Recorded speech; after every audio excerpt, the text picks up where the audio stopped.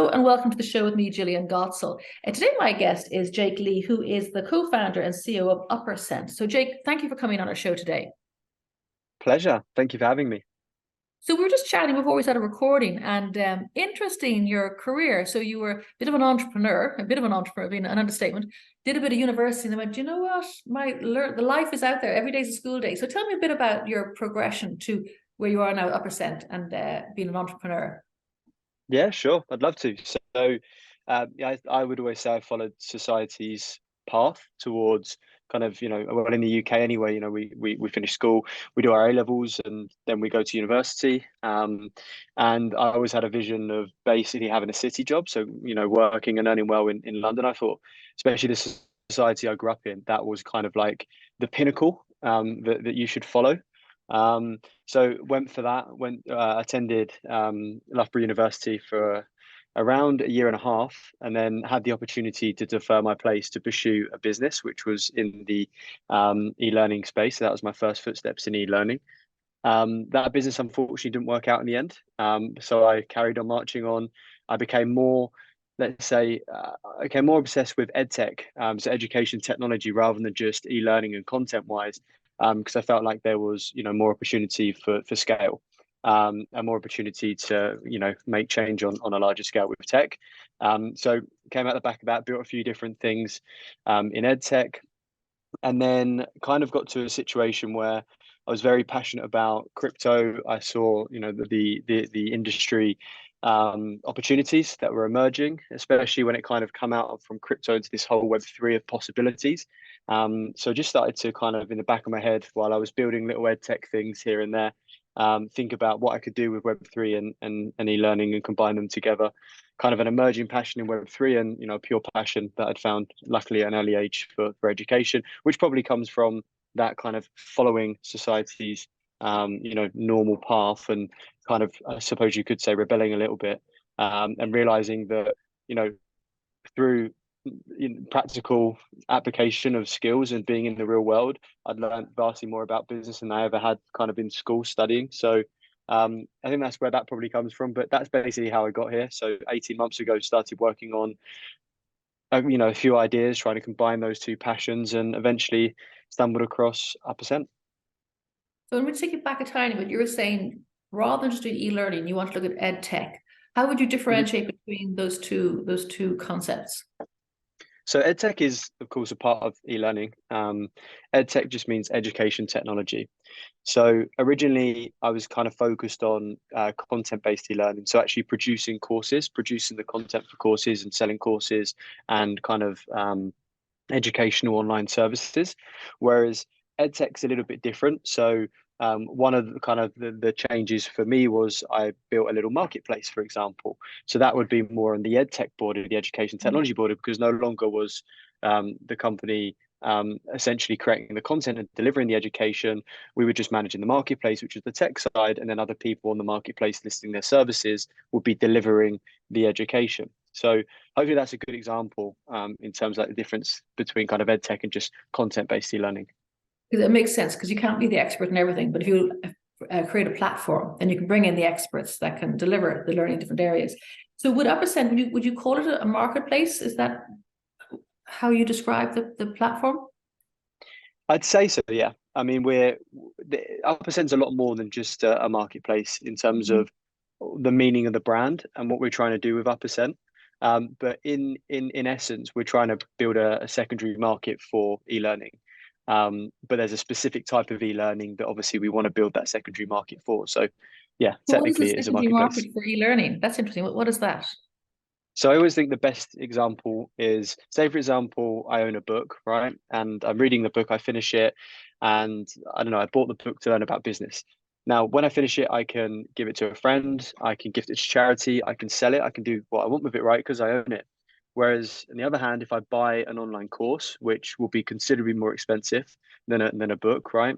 Once I finish the course, what can I do with it? I can't do anything. I just paid for access, and that's the one transactional process that happens in e-learning mainly at the moment in the industry. When I look at the, book market, the physical kind of educational book market, there's a kind of a 24 billion a year revenue in that market, of secondhand books. So although not everyone sells their secondhand books, they might give them away or just chuck them away. There is a massive market for that. When you look at e-learning, it's a market in general size over 200 billion a year. And there is no secondary market for e-learning, until hopefully now, if we get it right. So yeah, the concept is basically, rather than just like paying for a course, you pay for an access pass, which you use to access the course. Once you finish the course, you can then sell your access pass to someone else on the Uppercent marketplace, and it creates a secondary market for e-learning. So the creator of the course gets paid for the original access, but they can have supplementary, presumably discounted. Is it discounted when you have secondary or is it the same price? Actually, I don't know. What's the answer to that one? So we basically, each course that we do, so we create the courses with the creators. I'm sure we'll explain a little about the type of creators and stuff later on. But yeah, we produce the courses and we set a kind of maximum supply of access passes for each course. Also, I've kind of just leapt over an access pass is an NFT, right? It's a I was going non-fungible to say token. the role of NFT, please, in your marketplace.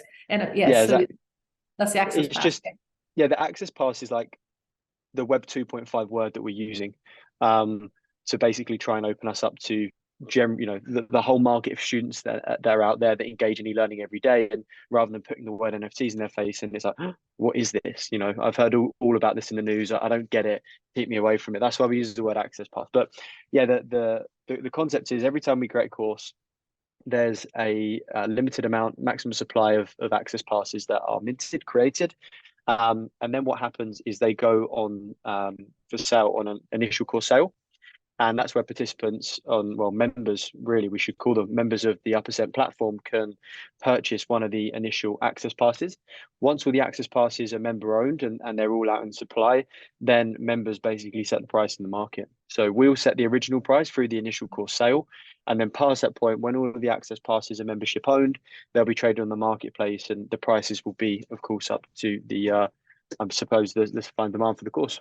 And there's a percentage, obviously, back to the creator, royalty back to the creator. Then that's kind of, I like what it is. So you do the course and you've enjoyed it, or you haven't perhaps, but you've done the course, paid for it, and then you can still amortize your investment by selling it on to somebody else on the marketplace. And then the course, that's nice. So actually, you're also helping the course provider to find an auxiliary audiences through the people who've been on the course. Yeah, I think it's, so another problem. So there's a few problems we're trying to tackle, right? I think the first problem, for us, is like the completion rates in e-learning. They're sometimes as low as 5% in terms of online course completion rates, and there's a magnitude of reasons for that. I mean, the quality of course is one thing. We're obviously trying to solve that. I don't know if you see it on our site. We're really trying to produce like this cinema quality feel online course, which can be more engaging. On the other hand, if people don't like the course and it's not what they thought it was, then at least they've not just kind of wasted money down the drain. They can resell their pass and buy something that's kind of better suited for them. So that's quite evident problems that we're trying to solve. But then from the educator's point of view, or the creator or instructor, whatever you'd like to refer them to, or refer them as, it's a model that works for them. People often ask me the question, well, if they can only sell these, say it's 500 access passes, and they've only got opportunity to sell something 500 times, when if they didn't do the course through you, then they could sell it 1,000 times, 2,000 times, 3,000 times. But what people don't quite understand in this process is, when you're creating e-learning content, and I've done this a lot in the past 6-7 years I've been involved in this industry, I've spent endless hours, months, right, producing content to realize that it's not quite what the market wanted, or the demand's not quite there. Whereas with our model, the educator is going to put so much effort into trying to produce something really special, full of value, but they're going to know that they're going to, get the reward based on the initial course sale. So our system works when we have an idea for an upcoming course, we list the course and we call it an upcoming course, which basically means, this is so and so who's going to create a course about this. This is the trailer, his or her trailer for the course. Here's what you're going to learn in the course. So the full A to Z on what this course is about. And then people can learn about the course and they can vote for that course to be created and register their interest in that course. The ones that obviously have the most votes and the most registers are the courses that we prioritize to create. And then once that kind of voting period is ended, or the draw is ended as such, then what happens is a randomizer in the background chooses, say for example, there's 500 access passes and there's 5,000 people that have applied. A randomizer chooses 500 people to participate in the initial course sale.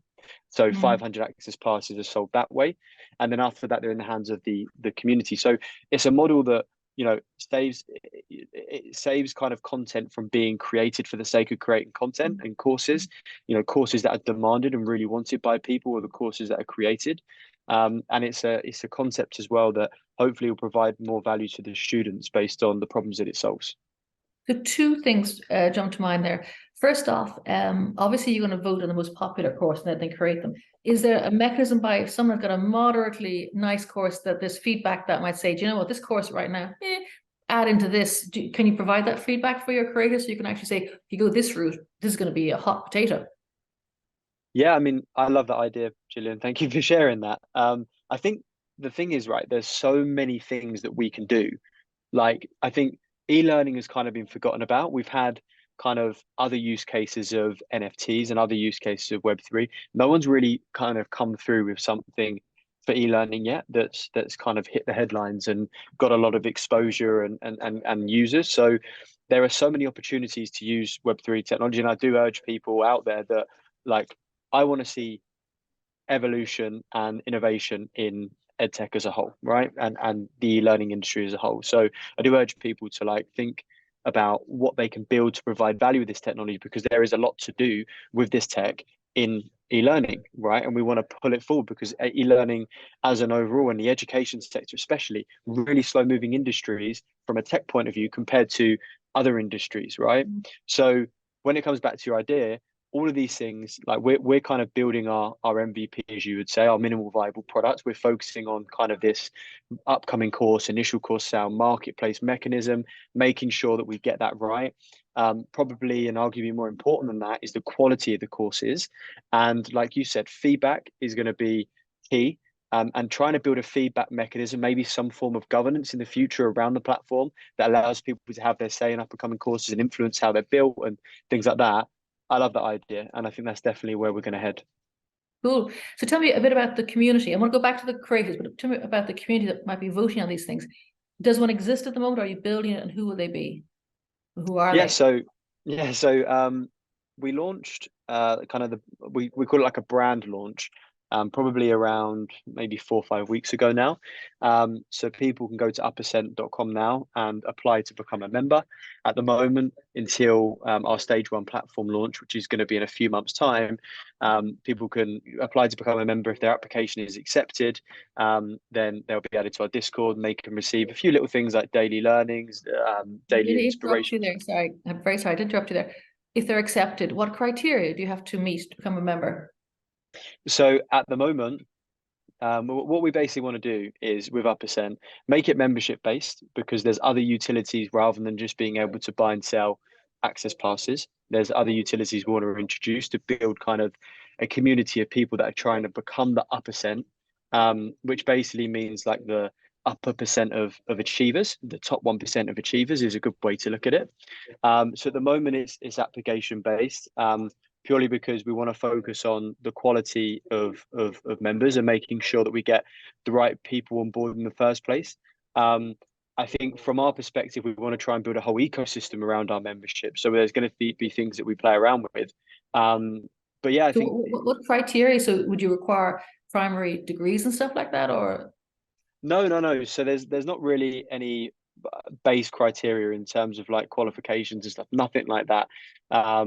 It's simply why do you want to join the Uppercent, and more importantly, what value do you think you can add to the Uppercent? Oh, interesting. So this is like a whole community-based thing. You're looking at active people getting involved. Yeah, there's the element of activity, and I also think that when I was saying Uppercent's more than just this kind of marketplace, we're trying to, you're going to learn from the top 1% of achievers, because you want to try and become the top 1% of achiever. We're going to try and provide you with other utilities around being a member, which your membership provides you with, to help you become kind of the top 1% achiever. So it's important, or one thing that I've always found is the people that you network with, the people that you communicate with on a daily basis, they're people that can help bring you forward. They can help you hit that mark and progress and goals that you want to. So I think that's the main thing. We just want to make sure, it's not a really rigorous process. It's literally 2 questions.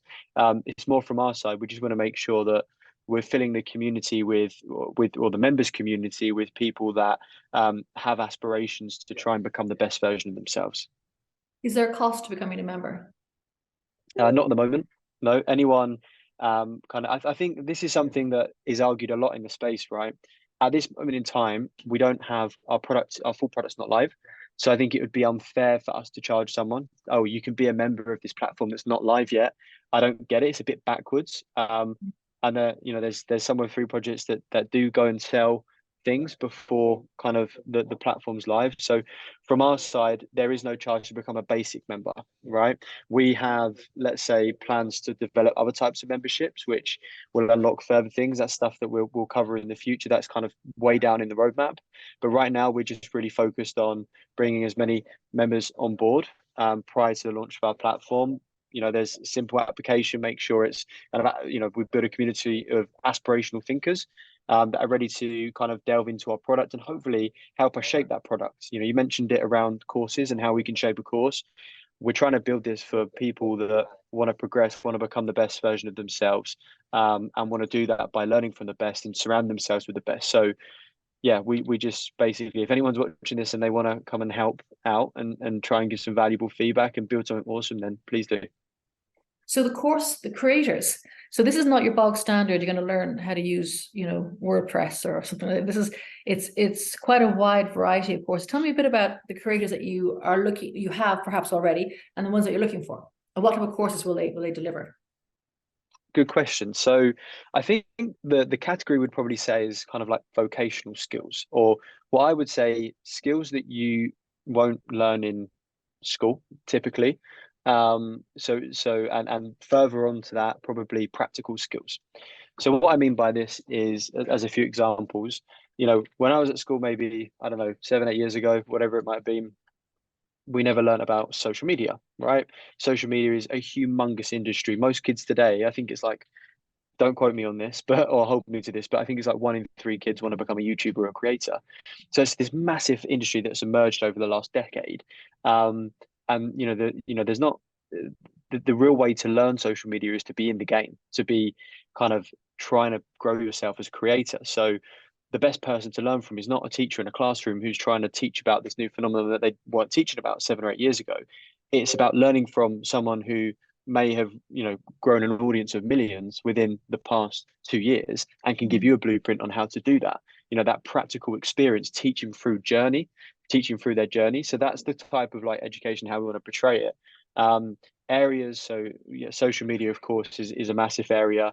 Web3 of course is an area we want to look at. So again, it's something that's emerging, that's, let's say, not covered in full depth or in the right way through traditional education, if not at all. And yeah, business, entrepreneurship, mindset, emotional intelligence, development, technology, income streams, e-commerce. There's all of these types of kind of self-fulfilling vocational skills that people can learn practically through others' journeys that have walked the steps that they want to walk. You mentioned in some stuff I was reading earlier about there's like a Forbes. We're laughing. Well, I was laughing with Forbes 30 under 30. So do you have some high flying creators who are going to take part in this process?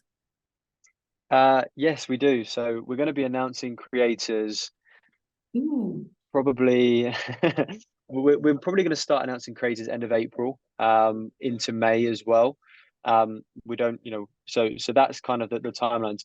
High flying wise, we've got some pretty cool people. So we did a filming day on Friday last week in London, which we spoke about briefly before. And I will send you some of the footage, by the way. I would just need to maybe blur some faces out.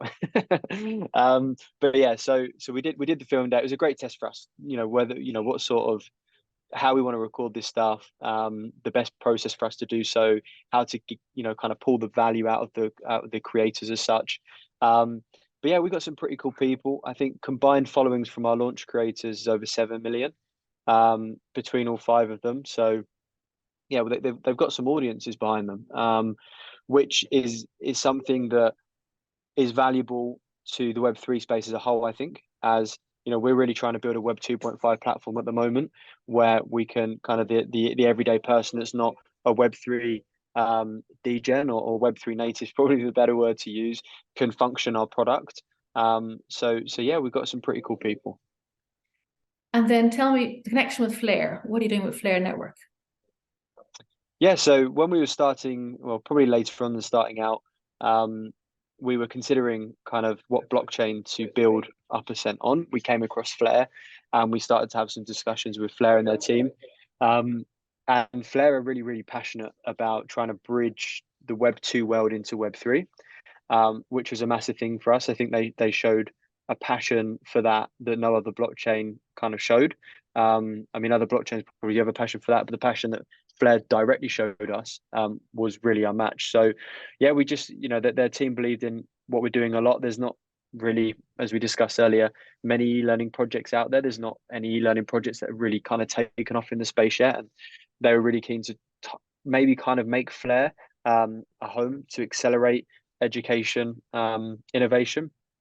And again, if you actually look at their kind of technology, the interoperability of the Flare network, being able to kind of connect with other chains, there's just a lot there in you know, as a Web3 evangelist, you could say myself, I've been fond of Flare for a while now, and the possibilities of their technology. And, you know, even when we look at the state connector that Flare have, what we can do in terms of like receiving data from the internet and other chains in a decentralized fashion, and how we can use that to kind of offer more features for our product. So that's kind of how Flare relationship came about, and also why we're, I suppose, excited about using Flare and working with them. It's cool. Now, I love the idea. The more I listen to you, the more I love the idea that it's education that maybe is falling through the cracks. It's not. I mean, I go on at length sometimes about kids not talk about finance in school. Not talk about how to open a bank account. I mean, this is obviously in the Western world. So the basic stuff that they're not taught how to cook. When you go to uni, you're on your baked beans and your toast. You know, that's basic. That's simpler. But I love this idea. This is teaching between the cracks, but it's innovative. It's because also universities and educational institutions take a long time to move, a long time to change the curriculum. I love this. And I love the fact that it's an NFT. You can do the course, you can sell the course on. That's lovely. It's really nice. And I'm looking forward to seeing who your 4 or 5 original creators are. I think you're onto something, Jake. I think by George, I think he's got it. So thank Well, look, no, just one past Sure. thing. I think that the big thing for me that well, for all of us that are working on the project, right, we want to, I think one thing about NFT ownership that's been so special has been really feeling a part of something, and that's why we're really focused on trying to create this community. And that's kind of the membership side. The actual access passes side, you know, people own NFTs because they love, well, up to this day we're exploring utility of NFTs, but the main kind of NFT bubble, as you could say, was about people loving artwork, and you know how special it felt to own that artwork. And for us, that's why we went down the route of trying to work with kind of creators that are really inspiring, and have a real unique take on the world, and maybe loads of unique value that you can't access through other forms of education. And on Yeah. top of that, trying to record it and produce the course in a way that is super high quality. So you feel like really lucky to, you know, own a part of this because of the quality, because of the, you know, the knowledge that's shared in it, because of how inspiring the person is that's producing the course. I really hope that those 3 things all come together, and people that are a member, they feel like, you know, they feel grateful to be a member and surrounded by other people that are great and trying to push them on. And as well as that, owning the individual access passes to the course, feeling, you know, really lucky to own a part of something that hopefully helps them, you know, potentially change their life in terms of what they can learn through the courses. So that would be like my last part, really, if I had to give one. No, thank you. So tell me, people want to find out more, Jake, where do they go? So at the moment, uppercent.com is where, you know, kind of top right hand corner, you can just apply to be a member. And yeah, you'll be kept up to date with progression in our Discord. We're probably a few months out now from being in a position to kind of launch our stage 1 platform, and of course announce the first batch of courses as well. So it's a really exciting time. Between now and then, we've got some really cool stuff lined up. We're going to be trying to engage the community a lot, kind of putting on different kind of competitions, kind of challenges, all with lighthearted kind of educational focus. So yeah, we're going to be doing a lot of that over the next kind of 6 to 8 weeks, rolling into, announcing creators, launching, and hopefully being able to do something impactful in this space. But yeah, there's no guarantee we'll give it our best shot. Brilliant. Thank you so much for your time. I wish you every success. I've got a funny feeling it's going to be a success. So thank you, Jake. Thank you very much, Jillian.